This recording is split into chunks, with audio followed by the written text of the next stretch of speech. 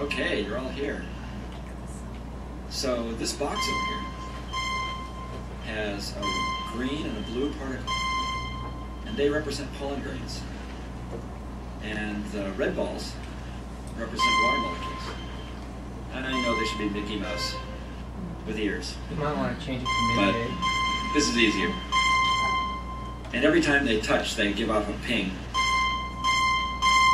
So what we're going to do is touch the invisible front wall of this box, and that'll teleport you inside. And then sit on a green or a blue ball or a red ball.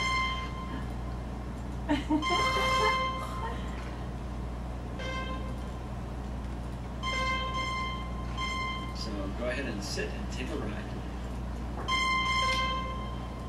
Must be hard to see. And the invisible walls sometimes get in the way of you selecting.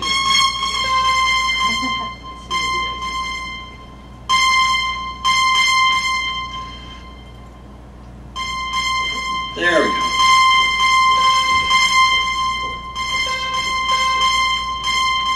Kid actually got inside one of the pollen grains. Was that supposed to happen? And so did Marla. That's exactly right. And in fact, the motion of these grains is completely controlled by the collisions.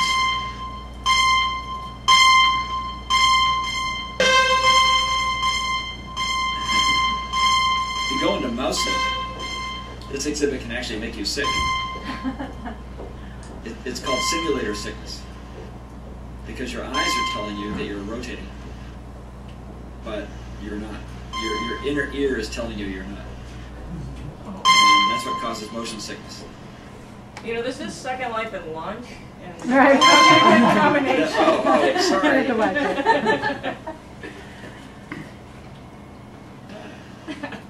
So, to escape, you can just touch the front wall again.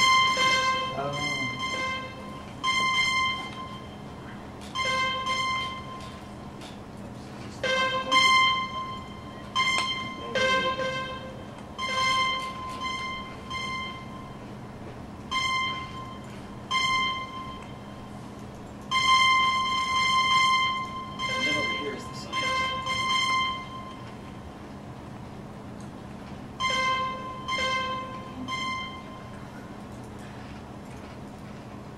So in real life, you can't see the water molecules, but you can see the pollen grains with a microscope.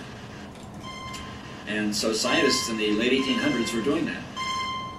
But nobody could figure out the mathematics of this motion until this patent clerk in Switzerland, by the name of Albert Einstein, figured it out.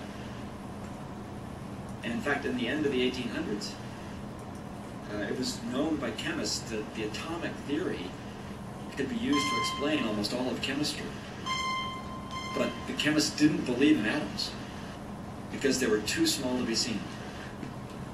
It wasn't until 1905, when Einstein did the mathematics, that he realized that the motion of these pollen grains allowed him to prove the existence of atoms and to calculate their size. So this is his most cited paper, even more than relativity. So Einstein did some amazing things. And what we do is we give you the experience of riding the pollen grains, and then coming over here and watching our tracking software that shows you how they moved. And that's a really nice use of second. So, any questions or comments? I had a question about when you showed us the dominoes originally. What's the mathematics behind that? Did you hear that one, Paul? Wait, it was a little quiet. Let me turn up my sound. Okay, try again. Go ahead and yell it out. What was the mathematics behind the dominoes that you showed us initially? Yes, so each domino is 1.5 times higher, 1.5 times wider, and 1.5 times thicker of the one before. Yeah. So the mass of each domino goes up like the cube of 1.5. Oh, okay. Which is like 5 times. Okay. And the center of mass also goes up 1.5 times. So the potential energy of each domino is 1.5 to the 4th power, or about 8 times the energy of the previous one. So each time one of those dominoes knocks over the next one, the energy goes up by a factor of 8. And after 9 dominoes, it's 8 to the 9th power. And that gets up over 1 billion. And I actually do this in real life. It was actually written up in Scientific American many years ago. And I built it in real life. And so it's one of the exhibits that started in real life and then came to Second Life.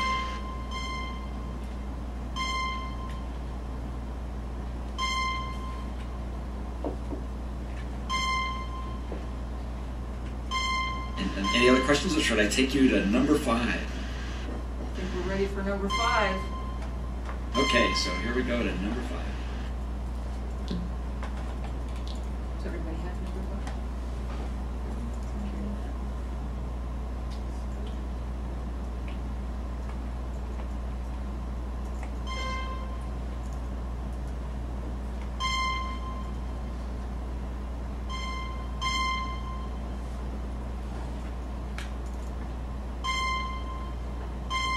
This didn't work? So one more time.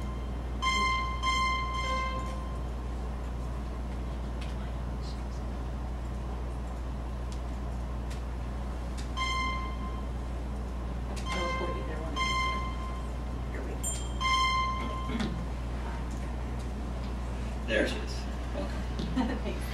Oh, here's an exhibit that was ripped straight from the pages of the Principia by Newton. And he explained orbits by imagining a cannon placed at the North Pole of the Earth on top of a giant mountain. So we built the Earth under our feet. We added this mountain and a cannon at the North Pole. And if you look at the green arrow, then one of you can sit on the cannonball. And when you do that, maybe kids should do that, you'll get a choice of launch velocities. Although my And I sound, suggest 8.5 kilometers a second. my sound And this is not loud. my sound is tied to you, so if I get on there, I won't be able to hear what you say. I won't talk until you get back. Assuming you do get back. Oh. Hey, wait a minute. So far, everyone has survived. 8.5? 8.5.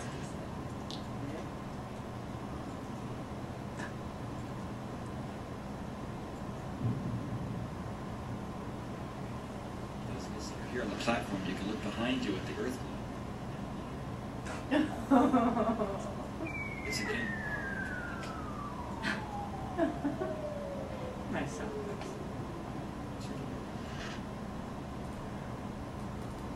Yay, welcome back. I want to Was do that that right? again. Okay, let's get to it again and other people can try it. Try a different speed.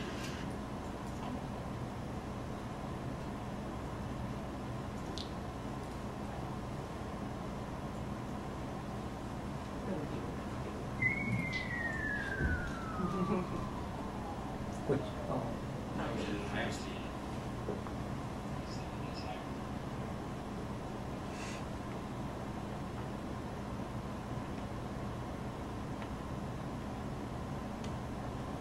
Wow, you went higher. Okay, next. Mr. Kirkwood?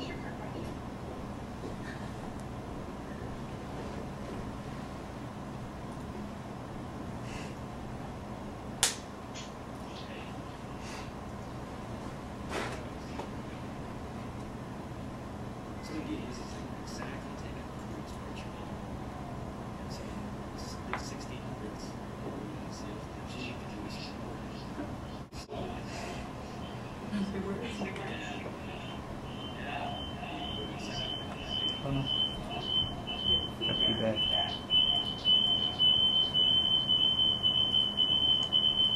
Sorry, that's me. Sound effects.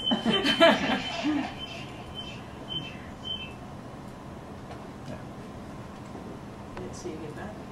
Not me, because I turned off my microphone.